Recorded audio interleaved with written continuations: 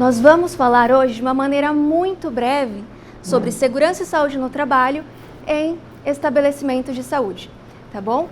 Reforçando que todo o material que a gente apresenta hoje vai ser em base na norma, em estudos científicos e em legislação. É um assunto chato? Costuma ser, tá, gente? Mas ele é um assunto essencial para a gente ser falado. Vocês tiveram biossegurança recentemente?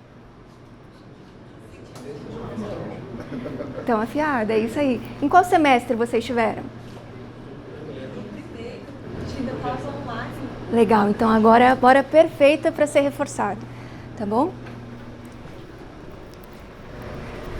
Mas vamos lá, vou me apresentar para vocês, porque eu vim aqui pedir para trocar de lugar, pedir para trocar de lugar de novo, tranquei porta, tô sendo às vezes um pouco desagradável, tá, gente? Mas tudo isso se faz necessário, porque eu só vou conseguir ter esse pouquinho de tempo aqui com vocês, tá? Todo o material hoje, a gente já sabe de onde vem, agora eu preciso me apresentar para vocês. Meu nome é Bruna Pompilho, eu sou engenheira de segurança do trabalho pela Politécnica da Universidade de São Paulo e também sou especialista em saúde pública pela Faculdade de Saúde Pública da USP, tá bem? Uma das minhas formações iniciais foi lá em 2014 como técnica em segurança do trabalho pelo Senai. Também sou engenheira civil, tá? Mas o meu foco de estudo sempre foi segurança do trabalho, tá bom? E vamos colocar desde 2017, eu entrei mais um pouquinho na área e fui parar na saúde, tá? Tem alguém aqui hoje que não é da faculdade de medicina, de outro local, de outro tipo de curso? Não? Maravilha. Por quê? Eu quero trazer hoje para vocês uma coisa chamada relação trabalho-doença. O que é isso? Vocês conhecem o pai da medicina do trabalho? Foi citado lá atrás para vocês? É o Bernardino Ramazzini. Quem que é o Bernardino Ramazzini? É um cidadão que nasceu em 1633, lá na Itália. E o que o Bernardino Ramazzini... Por quê? Como assim é o pai da medicina do trabalho? Por que ele é considerado? Porque em 1700 ele publicou numa contribuição, uma das mais notáveis para a parte de medicina, um livro chamado Doença dos Trabalhadores. Tá? Aí nós temos aqui o Bernardino Ramazzini. Mas por que eu estou falando isso para vocês? Porque é interessantíssimo a gente conseguir trazer a informação de que Bernardino estava... Qual que foi o insight para ele escrever esse livro? Porque ele estava lá em 1700, aí ele pegou assim, Beatriz, e estava vendo um trabalhador limpando a fossa, e esse trabalhador estava demasiadamente tentando terminar aquilo o mais rápido que ele pudesse. Para ele terminar logo aquilo, estava desconfortável. Só que ele estava cansando muito fazendo esse trabalho. Aí o que o Bernardino fez? Foi lá, chegou nele e conversou ali. Cuidado, não faz isso assim, tão rápido, porque você vai cansar mais. Aí o rapaz olhou para ele e falou bem assim, se eu não fizer isso em menos de 4 horas, eu vou acabar ficando cego. Aí o Bernardino pegou e falou assim, mas como assim, né? Aí depois, o rapaz terminou o serviço, ele conseguiu fazer esse rapaz chegar até ele, aí ele foi examinar os olhos. Quando ele chegou perto dos olhos desse rapaz, os olhos estavam vermelhos, como se estivessem inflamados, estavam nebulizados. Aí ele falou, peraí, relação, trabalho, doença. Porque um determinado tipo de atividade vai fazer uma pessoa desenvolver um certo tipo de lesão ou um certo tipo de doença. Aí foi onde ele teve Doença dos Trabalhadores. É um livro maravilhoso, onde ele compartilha muitos pensamentos. E um desses pensamentos do Bernardino, que eu acho interessantíssimo, o que era? Que ele fala que a medicina do trabalho, a engenharia do trabalho, ela não é só uma especialização. Ela é o quê? Ela é um ensinamento, ela é uma aplicação fundamental que ela deve ser feita, ela é essencial para uma sociedade industrializada. Porque vocês não vão ser trabalhadores? A medicina do trabalho também cuida de médicos. Também vai cuidar da profissão de vocês. Então, o estudo de medicina do trabalho, ele é isso. Ele é algo, medicina do trabalho. As demais, toda a área de segurança do trabalho, ela é essencial para a vida do trabalhador. Tá? Agora a gente vai falar da NR32. Vocês conhecem a NR32? Só por nome. Maravilha. Tá? Gente, a NR32, vamos voltar. NR, o que é NR? Norma regulamentadora. Tá? O que são as normas regulamentadoras? Elas vêm de uma portaria lá de 1978. Mas, Bruna, você vai me dar dado técnico? Eu vou. Tá? Porque é interessantíssimo a gente saber o histórico disso tudo. Então, a NR32, ela é isso. Ela vem lá as NRs, elas vêm de 1978, com base numa lei de 1977. Mas, Bruna, a 32 foi publicada, então, nessa época? Não. Lá foram publicadas as normas, que se foram até a 28. Bruna, qual que é 28? Por que seguiu-se até 28? Porque é a norma que eu mais gosto. Fiscalização e penalidades. Tá. Então, com o tempo foi vindo a 29. E quanto que veio a 32? Veio em 2005. Então, ela tem 20 aninhos. Então, ela tem 20 aninhos, a NR32. A gente continuando agora. Então, o que é ela? Do que ela fala? Ela fala de medidas de proteção. Para quem? Para os trabalhadores do serviço de saúde. Tá? E aonde estão esses trabalhadores? Em serviços de saúde. E o que é serviço de saúde? É qualquer edificação destinada à saúde da população, seja ela de maneira privada ou não. Tá? Vamos pegar, me dá um exemplo de serviço de saúde. Você. Como? UBS, Unidade Básica de Saúde, correto? Outra, me dá outro exemplo. Unidade de pronto atendimento, hospitais e assim vai. Todo estabelecimento que trabalha com determinados tipos de pérfuro cortantes, materiais biológicos, pode ser campo de aplicação da NR32. E para que mais é a NR32? Para esse aqui, ó. Para atividades de promoção à saúde. Mas como assim? Ali, gente, entra toda e qualquer ação que se promova a saúde. Eu costumo citar, às vezes, até eu mesma. Eu lido com paciente? Não. Eu lido com procedimento, mexendo com agulha? Não. Mas aí o que acontece? Eu trabalho com ações em promoções e em ambientes de saúde. Então, a NR32, ela é para mim também. Tá bom? Ficou claro o que é a NR32? Show. Aí é interessantíssimo a gente falar sobre campo de aplicação. Vocês já viram um cartão CNPJ? Ó, um exemplo de cartão CNPJ aqui. Todo cartão CNPJ tem um KENAI. Sabem o que é KENAI? Classificação Nacional de Atividades Econômicas. Bruna, por que tu tá me falando de KENAI aqui numa palestra de medicina? Essa cara mesmo aí que você fez. Por quê? Para a gente entender que toda empresa possui um CNPJ, que é um Cadastro Nacional de Pessoa Jurídica. E essa empresa precisa o quê? Trabalhar. E ela precisa executar... Beatriz, peguei teu nome agora, se lascou. Ela precisa do quê? Executar uma atividade. E aí que vem o KENAI, que cada atividade possui o quê? Códigos. Para serem classificadas dentro de um CNPJ. Tá? Mas por que eu estou dando essa informação para vocês? Para a gente entender que na NR32 nós temos um material auxiliar dentro dela, que é um chamado de Guia Técnico de Riscos Biológicos. Esse guia, eu preciso... Qual é o seu nome? Gustavo. esse guia, Gustavo, ele tem para mim... Cadê o menino? Aqui.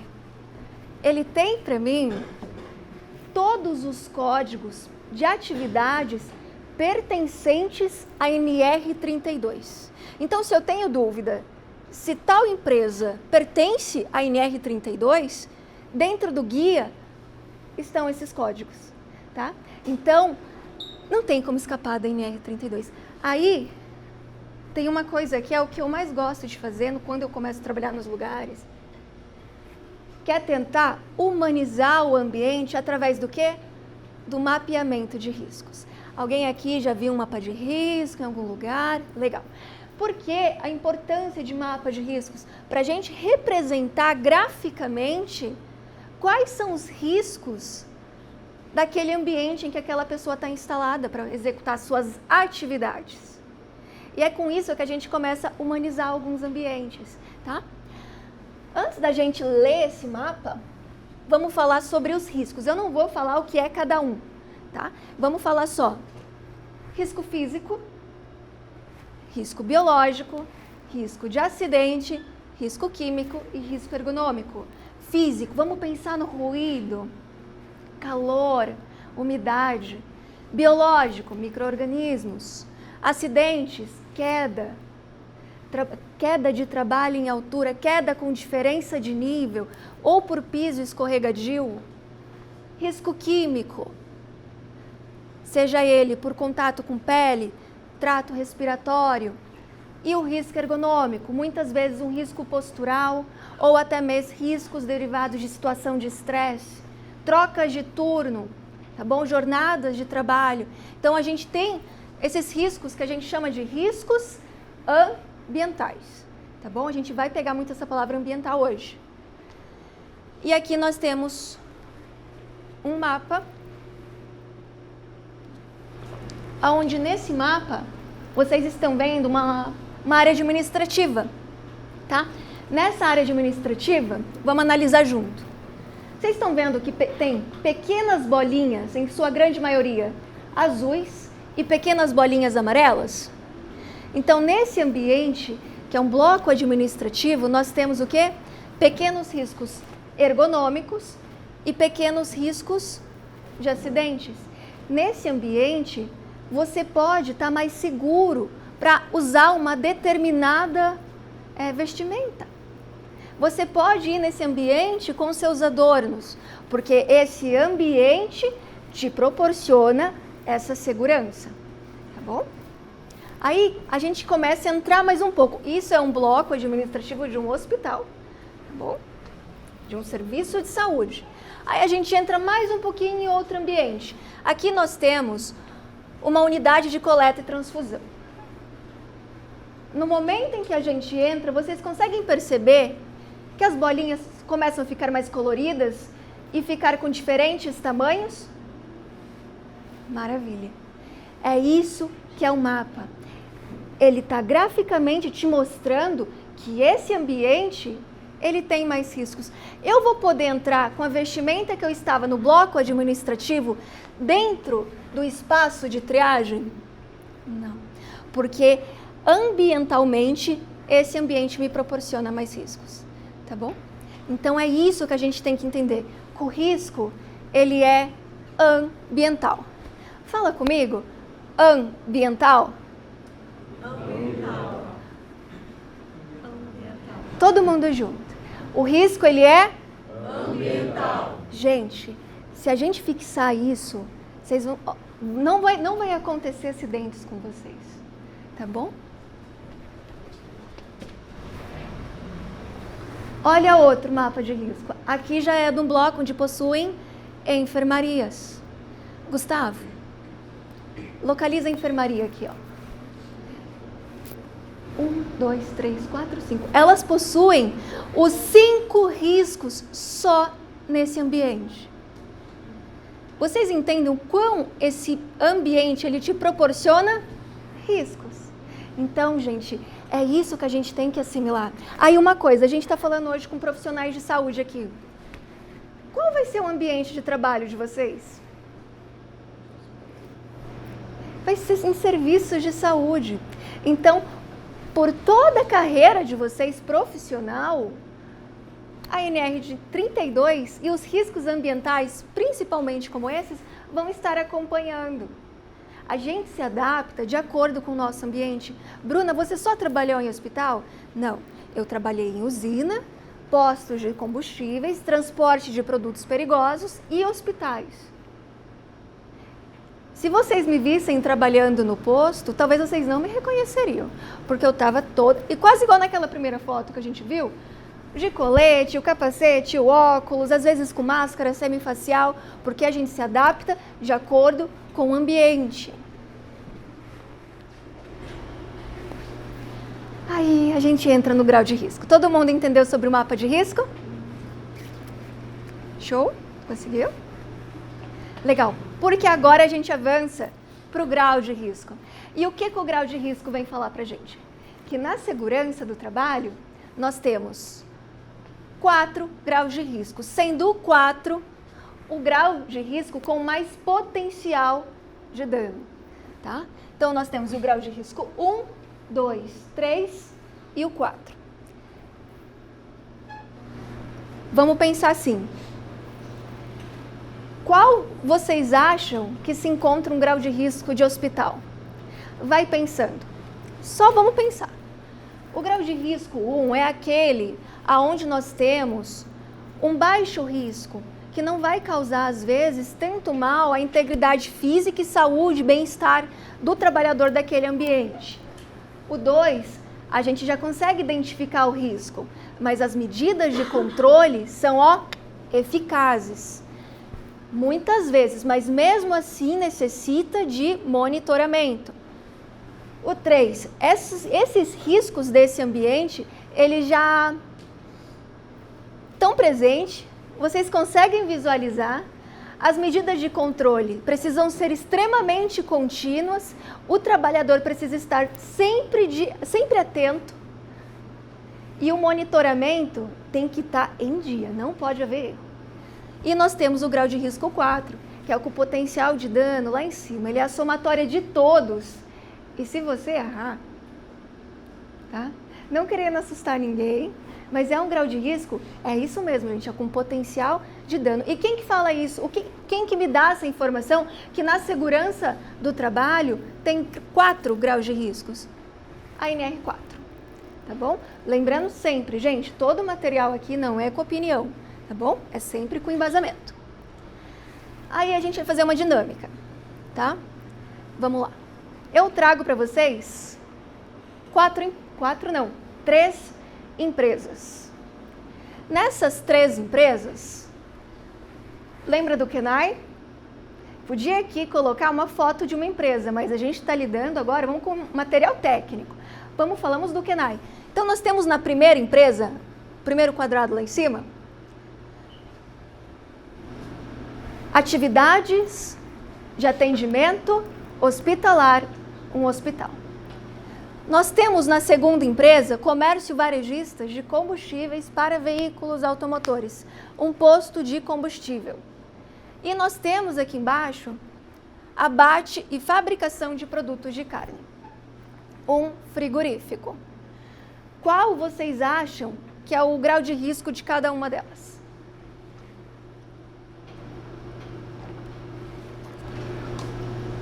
Vocês acham que é o grau de risco 1? O 2?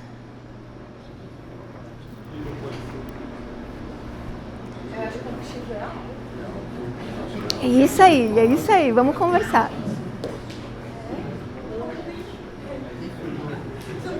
Agora, vamos, um hospital.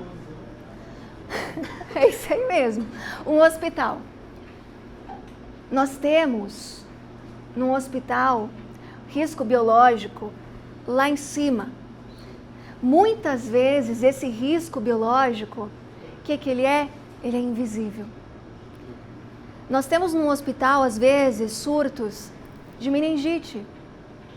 Nós temos, às vezes, em centro cirúrgico, pacientes em cirurgia, onde os colaboradores que estão operando podem estar se contaminando caso ocorra um acidente, com sífilis, com hepatite B, a hepatite C. Isso a gente tem no hospital. Mas não só isso, vamos agora entrar mais um pouquinho dentro do hospital. O hospital não tem que ter toda a parte elétrica em funcionamento ininterrupto? Quem que faz a manutenção disso? Não é um técnico eletricista, um profissional em eletricidade, em elétrica? Então a gente tem esse tipo de trabalho também. O pessoal que mexe no telhado e que mexe nas demais coisas.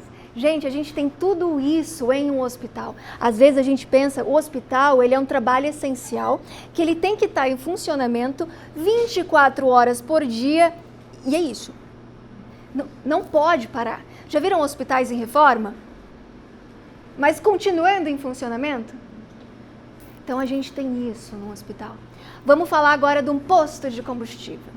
Num posto de combustível, vamos pensar num posto médio porte aí.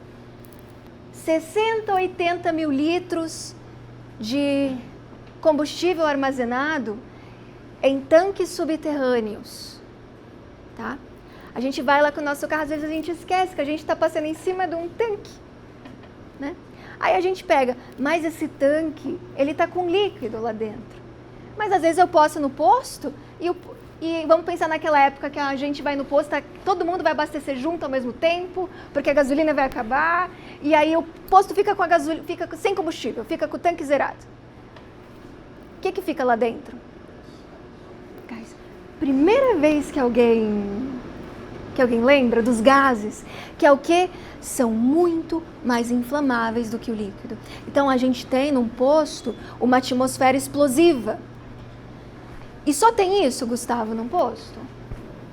A gente tem risco de atropelamento. Já tive profissional que teve o pé atropelado em um posto de gasolina. Já tive contato com produto químico em óleos, em posto de combustível. Assim como queda de trabalho em altura. Porque o caminhão, ele chega cheio, carregado e tem que ser abastecido o tanque. Então tem um profissional que faz isso também. Aí agora a gente avança para outro ambiente, um frigorífico. Um frigorífico lida com materiais biológicos, não lida? Tem toda essa questão dos alimentos que deve ser vista e o pessoal que mexe com pérfuro cortantes, mexem com as facas, né? Com ambientes extremamente frios, né? Então a gente tem, em casos de acidente, amputações, lacerações. Vocês já lidaram com algum acidente de frigorífico nos estágios? Já? Como que foi? Ele deixou a faca escapar e cortou a cabeça. Ele deixou a faca escapar e cortou a cabeça. E é isso. E ele tá vivo? Tá. Ele só se cortou e... Tá. Legal. Então nós temos isso nesse ambiente frigorífico. Aí agora, qual vocês acham que é o grau de risco de um frigorífico, de 1 a 4? Pode falar. Mais alguém? Legal. Qual vocês acham que é o grau de risco de um posto?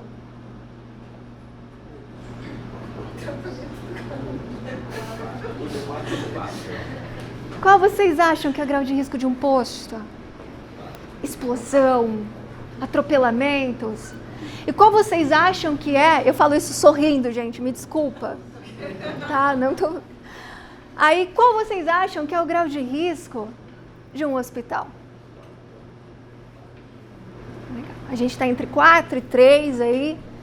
No momento em que a gente avança, mediante NR4, todas essas empresas, de acordo com o dimensionamento, são grau de risco 3. Mas, Bruna, então me dê exemplos de grau de risco 1 ao 4. 1, a gente tem aqueles serviços administrativos, né? Como um escritório de contabilidade, por exemplo. 1, 2, um supermercado, muitas vezes. Aí a gente tem um 3. Qual que seria um grau de risco 3?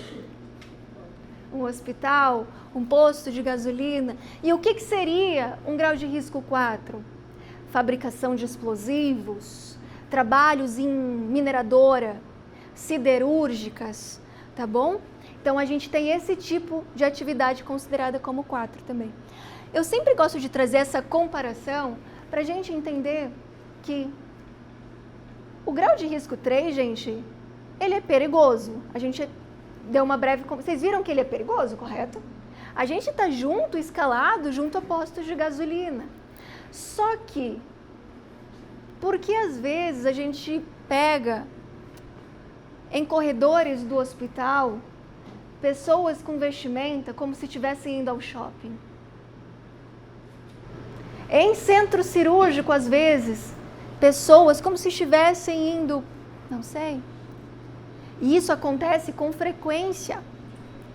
A gente tem que entender que a vestimenta, ela varia de acordo com o ambiente e você deve respeitar o seu ambiente. E eu não estou falando que é para você estar mal vestido. Você pode estar bem vestido adequadamente. Tá bom? Ficou claro que o nosso ambiente ele é perigoso? Tá? E é uma coisa, gente, que deve ser controlada desde sua portaria. Você já consegue entrar de qualquer jeito num frigorífico? E por que às vezes a gente acaba vendo isso em unidades hospitalares ou unidades de atendimento? É aí que a gente tem que observar. Agora vamos falar de uma maneira, deixar todos os outros riscos para lá. Vamos se apegar no risco biológico, que é o nosso risco mais provável nesse ambiente. Por quê?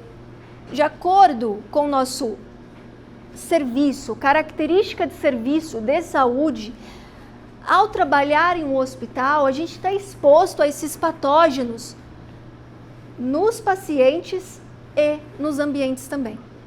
Porque vamos pensar, o risco biológico, ele muitas vezes ele pode estar no meio ambiente, ele pode estar, né, o fator de risco biológico pode estar na gente, ele pode estar internamente e externamente. E a característica do nosso serviço hospital é que os nossos pacientes, eles vêm com fator de risco biológico muitas vezes alto. E esse paciente vai embora rápido? Esse paciente fica só em um lugar? Ele percorre por vários ambientes do hospital. Então, o risco biológico, ele se torna um risco ambulante. Tá bom? É isso que a gente tem que se apegar na característica do nosso serviço. Não tem como você falar, eu esqueci da proteção do risco biológico. O risco biológico está lá em cima, você esqueceu. Ele acompanha ou ele permanece alto? Ele permanece alto. Então, gente, não se esqueçam das medidas de proteção.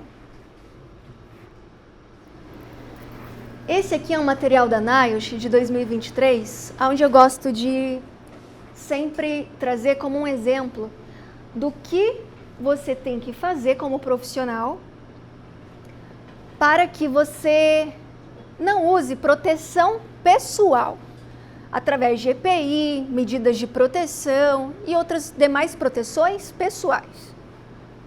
Alguém me dá um tipo de acidente aí? Quero um acidente, um save. Vai, vocês são da medicina, vocês vão... Quero um acidente. Não, quero mais grave. Como que é o nome? Não, seu nome e o que você falou? Paloma. Eu quero um grave, sangue. Mas um nome que eu conheça, tá, gente? Desabamento de prédio. Aí alguém chegou, ele... Maravilha. E aí tá. Aí o que aconteceu com a pessoa desse desabamento? O politrauma. Aí ela chegou lá, isso aqui quer dizer muitas fraturas, isso, né? E ele chegou lá para ser atendido. Para que vocês não usem proteção pessoal, EPIs e demais outras proteções, eu tenho que eliminar o risco. Estão acompanhando lá em cima? Eliminação? Eu tenho que eliminar o risco. A gente consegue eliminar o risco desse paciente? Vamos lembrar que a gente aprendeu que às vezes o risco está no paciente através de risco biológico. Eu consigo eliminar? Não. Eu consigo substituir? Eu consigo fazer um controle de engenharia para que vocês fiquem protegidos? Não faz sentido. Eu consigo fazer um controle administrativo. O que é isso? Capacitações, treinamentos. Vocês estão sendo treinados. Isso vai isentar vocês do risco? De mexer com tranquilidade? Não. Então, o que resta para vocês, os profissionais de saúde que vão lidar diretamente com esse acidente? A proteção pessoal. Tá? Então, gente, chega a me arrepio de falar isso, porque eu falo com muita verdade mesmo. Se protejam, porque no momento, porque no momento em que vocês vão lidar diretamente com o risco, é você e ele. Não tem a capacitação que vai te salvar, e nada te isenta do risco. Então, se protejam, tá bom? Eu sempre falo para os meus treinandos, o pessoal que a gente capacita, se você tem dúvida que o risco vai acontecer algo com você ali, mas será que eu coloco a minha luva? Coloca. Esse mais será é a tua intuição, é a sua parte, é teu cérebro te avisando que em algum momento aconteceu algo, você viu algo acontecendo com alguém e ele está falando, se protege. Então, se você tem dúvida se você pode entrar em determinado ambiente de chinelo, não entra, tá? Confiem, deem mérito à dúvida de vocês, porque é isso, é os 3 segundos que você tem para pensar na consequência de assumir um risco. Bruna, mas me dê exemplos. Em cirurgia de perfuração de crânio, houve um deslocamento de um fragmento de osso com respingo de sangue. Vocês já entraram numa sala de cirurgia? É grande, né? Tinha todo o espaço para aquele pequeno fragmento se deslocar. Aonde foi parar esse fragmento de osso com respingo de sangue? Na mucosa ocular esquerda do profissional. Olha o tamanho do olho e a gente ainda pisca. Mas no segundo que se deslocou, pegou na mucosa ocular do olho esquerdo. E o que aconteceu? O paciente tinha hepatite C. Tá? Bruna, mas me dê outro exemplo sem ser hepatite, de sífilis. Também em mucosa ocular. Próximo a datas festivas. Essa pessoa teve que iniciar a medicação próximo a datas festivas. E isso, gente, eu tenho inúmeros outros exemplos para vocês. Simplesmente porque a pessoa esqueceu disso aqui. E estava disponível. Só houve o esquecimento. Lembra que a gente aprendeu hoje que o risco biológico ele está lá em cima? E se você esquecer, ele não te acompanha? Tá? Então, gente, é muito sério. Eu falo com muita verdade. Se protejam nesses ambientes. Eu passei todo esse tempo só justificando para vocês por que vocês se devem se proteger. Podia muito bem já falar assim, a NR32 está aqui. Um hospital ou um serviço de saúde obriga a ser aplicado a NR32, está na norma, está na legislação. Só que eu quero explicar para vocês que a gente aprendeu que o nosso ambiente é grau de risco? Grau de risco? 3, é um ambiente perigoso. Então a gente tem que entender esse ambiente para daí aplicar as medidas de proteção. Que começam através do quê? Planejamento, restrição e controle de acesso físico, de qualquer acesso físico, que vai representar o quê? Fonte de exposição para o serviço de saúde e para você também, porque a gente tem que cuidar de quem está lá dentro. Às vezes você pode ser um risco biológico muito mais alto para levar lá dentro. Então a gente tem que fazer um planejamento e restrição. Continuando, você entrou no ambiente. Então o que você faz agora? Se protege. Tá bom? Conseguiu entrar? Proteção das vias de entrada do organismo, através da proteção respiratória, pele e mucosas.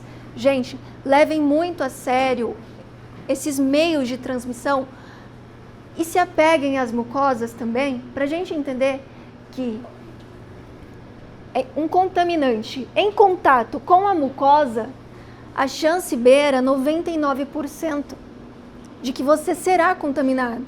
Então, usem as medidas de proteção.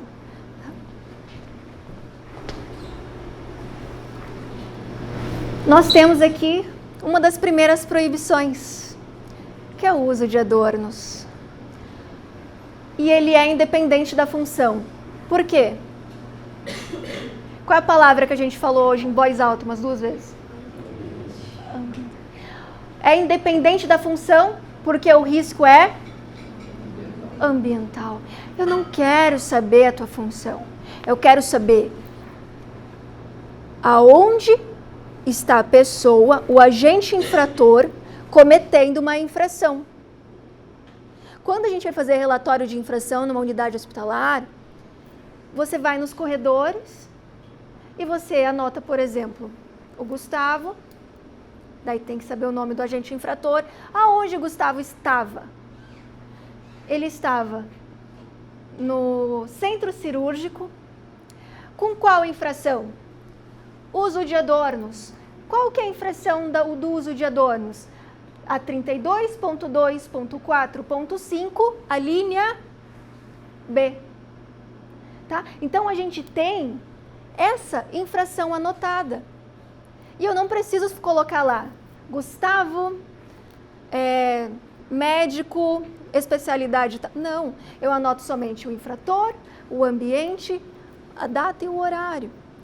Porque a gente precisa dessas informações, porque elas são muito importantes para justificar essas proibições, tá bom? E as proibições, elas vêm da NR 32. Mas vamos lá. O que é o adorno? O adorno, gente, não se apeguem somente a acessórios. Vamos se apegar à raiz da palavra. Vamos lá na etimologia. O adorno, do latim, ele significa adornare. O que é isso, Bruna?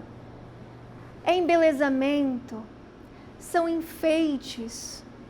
Então, tudo aquilo que te enfeita, te embeleza, mas não é essencial para você executar a sua atividade, ele é um adorno e ele é proibido. Tá? Vamos citar um exemplo de adorno, que eu acho interessante. Meu óculos de grau... Dá meu óculos de grau, acho que está aqui dentro. Aqui. Vamos pegar meu óculos. Bruna, por que tu considera um óculos de grau um adorno? Porque eu escolhi o formato, eu escolhi a cor, correto? É um adorno, é um enfeite. Na minha cabeça eu coloco isso aqui e me acho bonita. Só que ele é um adorno, mas ele é essencial para minha acuidade visual. Vocês entenderam a pegada? Bruna, mas então, por que você considera um adorno? Porque ele enfeita. Para ele não ser um adorno, ele tinha que ser um óculos de proteção, um EPI. Tá? Então, a gente tem que se apegar. Bruna, mas eu tenho um adorno que é essencial. Mas qual que é o seu adorno? Um piercing no nariz. É essencial para você fazer aquele procedimento bonitão? Então, ele é um adorno e ele é proibido. Tá? Vamos se apegar nisso. A norma, esse recorte aqui, ela desenha pra gente que exemplos de adorno são alianças, anéis, pulseiras, relógio, diz o pessoal, colar, brincos, broches e piercings expostos também. Não é para colocar, gente, microporo em cima de piercing de nariz ou de orelha. É para fazer a retirada. Quando ele fala um piercing exposto, ele está se referindo a um piercing talvez no umbigo. Ou em outros lugares que vocês possam ter piercings, tá? Que estejam protegidos por vestes. Tá? Mas no momento em que você tem piercing na orelha, piercing no nariz, isso realmente é proibido. Teve um treinamento que nós fomos fazer, era uma equipe bem cheia.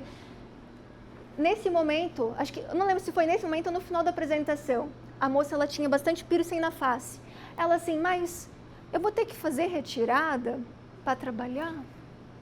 Ela estava se formando na área assistencial. Aí os colegas do lado responderam ela, não deu tempo de eu responder. Tá?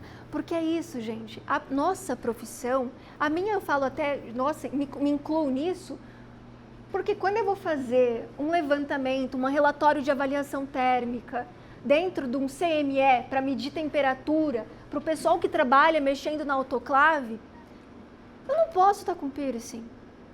Então a gente tem que se adequar de acordo com o nosso ambiente, porque, e de acordo com a minha, vamos colocar no meu caso, com vocês também, a gente tem que estar preparado para o nosso ambiente, a gente já sabe que talvez os nossos ambientes não vão poder, então, cuidado com os enfeites, tá bom? Vamos pegar outro tipo de enfeite. Adornos em parede. O que é um adorno numa parede? É um enfeite, não é, gente? Tem no enfeite, aqui na parede, isso é um adorno, tá? Uma parede precisa de um enfeite para ser uma divisória de ambientes? Não.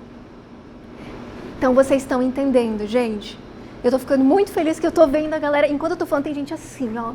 Tipo, ela tá falando, tipo, é bom, às vezes já pensa em alguém, tipo, fulano tinha que estar aqui para ouvir isso, tá? Porque é isso, gente. A gente tem que se apegar tecnicamente. Eu lembro que quando eu entrei em uma unidade hospitalar, falaram para mim, logo depois que eu terminei os treinamentos, falaram assim, não falaram para mim, foi parar em noticiários, daí de fofoca. Falaram assim, que no hospital tal não se podia mais trabalhar nem de maquiagem, que não podia mais nem batom. E aí que a arquiteta, aí eu virei arquiteta na época, a arquiteta proibiu até batom, porque se apegaram aos adornos desse nível. Não, você pode usar sua maquiagem, desde que não atrapalhe sua função, tá bom? Se vai atrapalhar a tua acuidade visual, essa maquiagem, se apeguem nisso. Vocês têm que estar 100% entregue para aquela atividade.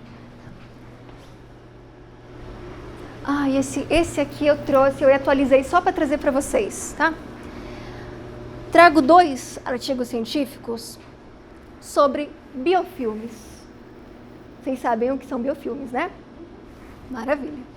Nesse segundo aqui eu coloquei em destaque porque eu trouxe uma micrografia eletrônica com varredura de biofilmes presentes nesse artigo.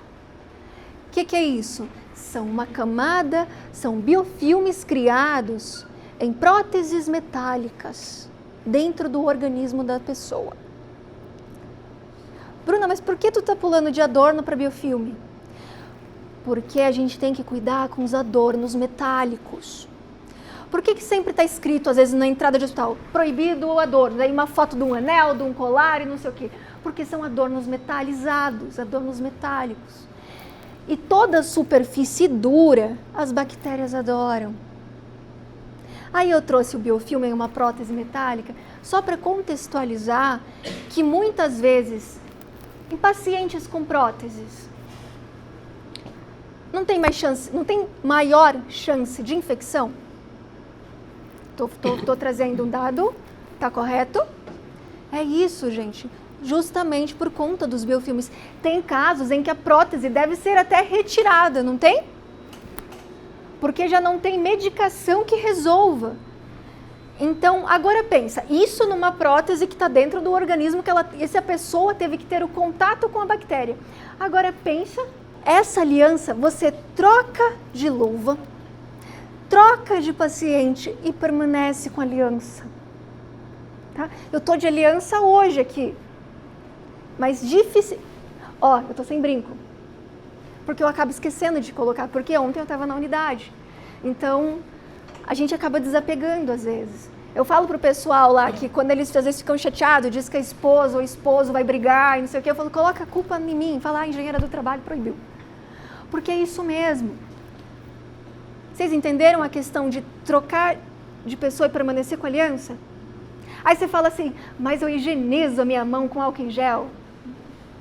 Vocês aprenderam como lavar a mão para uma cirurgia para eliminar todas as Não demora? Quando você passa álcool em gel, você vai lá num dispenser, você faz isso aqui, ó. Matou as bactérias? Ela tomou banho. Só ficou levemente alcoolizada, tá? Então, gente, o adorno, ele é proibido, tá? Independente da função, porque é ambiental, e os adornos metalizados, pela superfície dura e resistente, por possibilidade de se criar biofilmes, tá bom? Gostaram desse slide? Ah, fiquei contente. Aqui eu trago um artigo e uma notícia sobre unhas. Vamos falar sobre unha. Bruna, tem alguma NR, uma normativa? Cita para mim alguma normativa que proíbe unha? Não encontrei. Não tem uma linha igual tem do adorno proibido. Mas nós temos inúmeros artigos, inúmeras notícias, onde a gente tem instrução sobre unhas em pessoas que trabalham em serviços de saúde, lidando com pacientes e chances de contaminação. Nós temos esse artigo aqui. Antes de eu citar ele, vamos fazer um teste.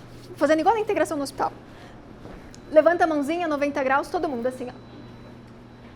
Olhem para suas unhas. Todo mundo olhando para as unhas. Maravilha, pode abaixar. Se você consegue enxergar a tua unha, ela pode ser considerada uma unha longa, tá? Quem está falando isso? Eu aprendi com um médico infectologista. Tá?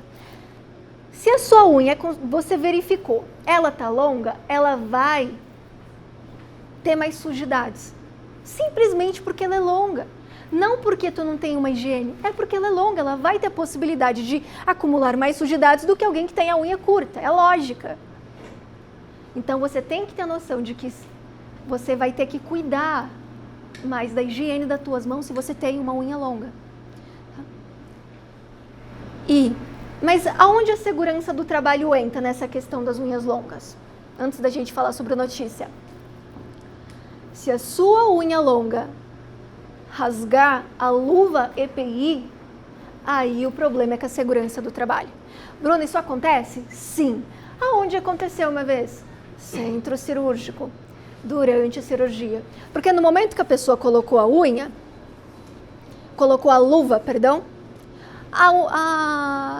a luva não rasgou. Só que na cirurgia, movimentando, instrumentando lá, fazendo o procedimento, rasgou. Tá? E aí teve a contaminação e o paciente tinha uma contaminação lá que a gente teve que iniciar os protocolos de segurança. Tá?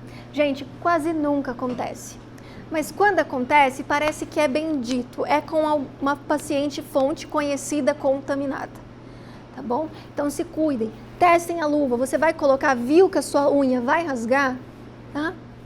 A luva. Essa notícia aqui, eu sempre mantenho ela, que fala o que para mim? Entre 97 e 98, 16 bebês, ó lá, ó, internados em UTI num hospital de Oklahoma, nos Estados Unidos, vieram a óbito, tá? E em investigação, o que aconteceu? A morte desses bebês foram associadas a bactérias que foram encontradas especificamente em unhas longas de 2 enfermeiras que lidavam com esses bebês. Vocês entendem o quão grave isso é? Tá? Então, gente, se atentem às suas unhas, tá bom? Eu sei da questão da vaidade, respeito isso, gosto também das minhas unhas bem feitas. Só que se atentem na parte essencial para você executar a sua atividade com segurança para você e para o paciente.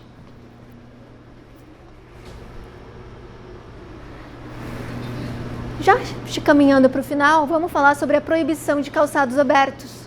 Tá? A proibição do calçado aberto se estende para todo aquele profissional que adentra enfermarias e ambientes assistenciais. Tá? Um bloco administrativo pode usar um calçado aberto? Sim.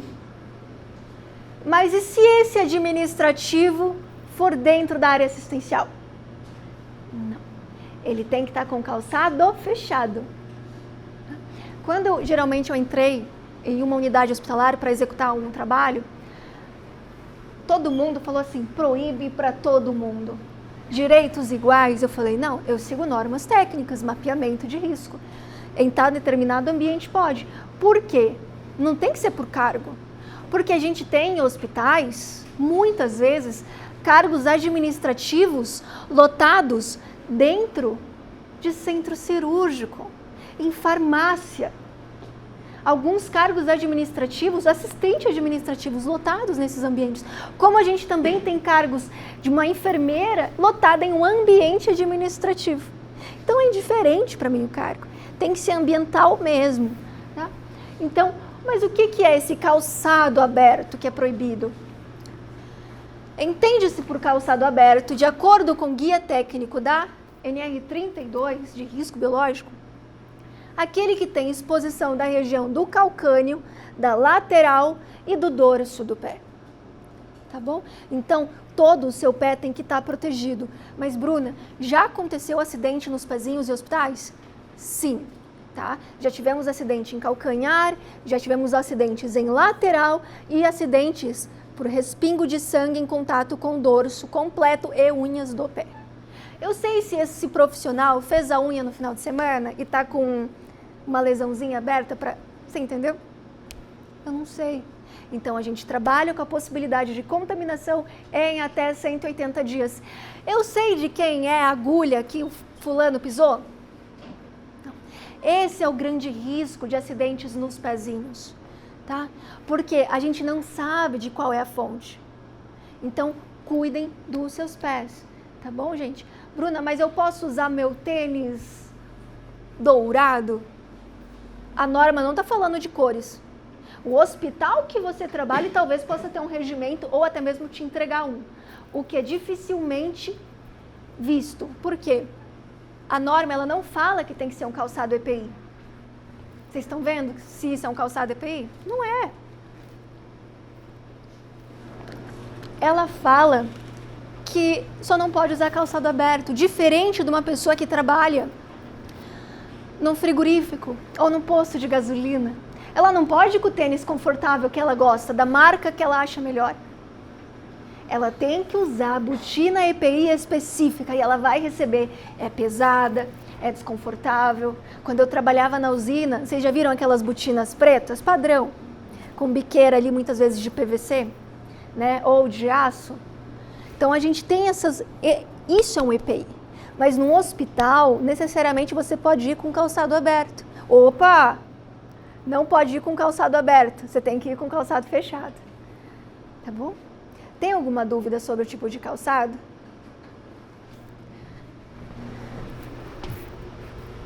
Nós temos aqui esse próximo slide, onde eu explico mais um pouquinho do porquê não pode calcanhar exposto.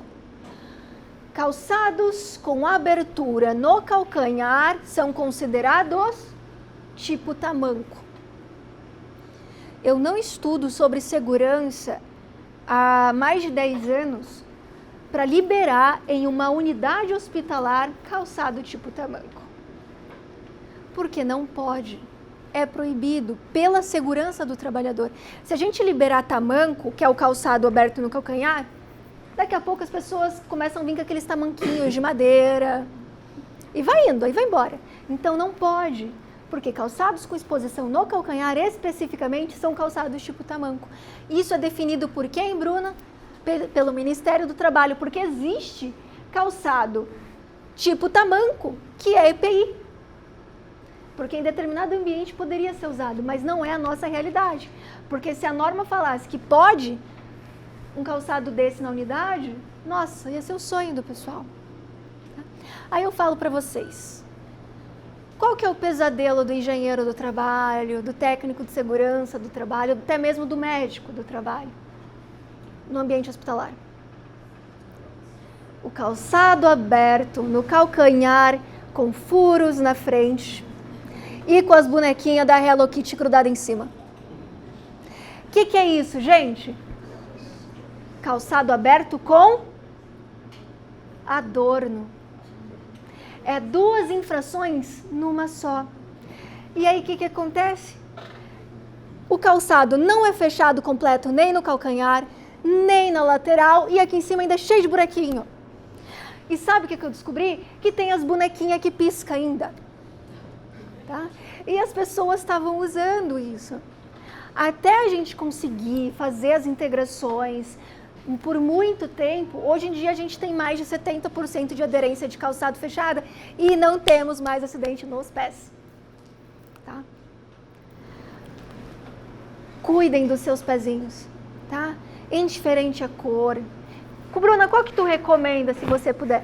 Conversei esses tempos agora com uma analista de segurança de São Paulo, do Albert Einstein, para a gente trocar uma ideia sobre tipos de calçado, para eu argumentar justamente em palestras como essa. Qual é o tipo de calçado que se recomenda para ambiente hospitalar? Sabe aquele branquinho? Que é todo fechadinho?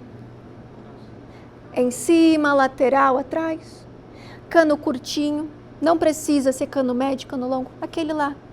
Ele é antiderrapante, ele é fácil de ver se está com alguma secreção ou material em cima, ele é fácil de higienizar e vai proteger seus pés, tá bom? Então, gente, cuidem dos seus pezinhos, não deixe acontecer qualquer tipo de acidente com os pés, tá bom? Eu pego no pé dos pezinhos do pessoal mesmo lá, porque só eu sei quando acontece o acidente, a pessoa chega lá na frente e a gente começa a lidar com os dados e não é fácil, tá? Principalmente porque o acompanhamento de um acidente com pérfuro cortante termina após 6 meses. Então, é 6 meses para você confirmar se você não teve uma contaminação. E se você for num lugar e esse lugar nem fizer acompanhamento? Né? Então, gente, se protejam.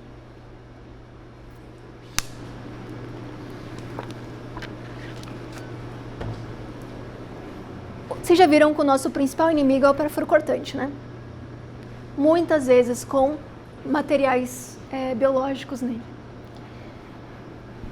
O ambiente em que vocês forem trabalhar, executar suas atividades, prezo muito que vocês tenham um setor de segurança bem implantado para vocês terem um diálogo com o pessoal.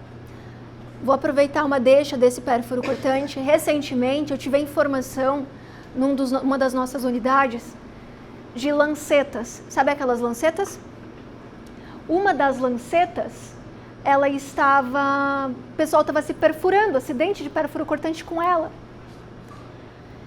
Mas e se o pessoal não registra o acidente? O segurança do trabalho ia ficar sabendo que aquela lanceta era problemática? O que não se mede, não controla. Então, comuniquem o acidente de trabalho. Saibam quem é o pessoal da segurança do trabalho, da sua unidade. Tá? Tenham isso em mente, porque esse tipo de informação evita vários tipos de burocracias e acidentes também que podem resultar. Tá? E por conta dessa lanceta, a gente verificou, era uma lanceta problemática, retiramos, problema resolvido. Porque se alguém não comunica, aquele acidente ia acabar acontecendo com um e com o outro e assim vai. Tá? Então, gente, a gente tem que entender que o nosso maior problema, e também é uma necessidade do ambiente hospitalar, são os pérfuro cortantes. Tá?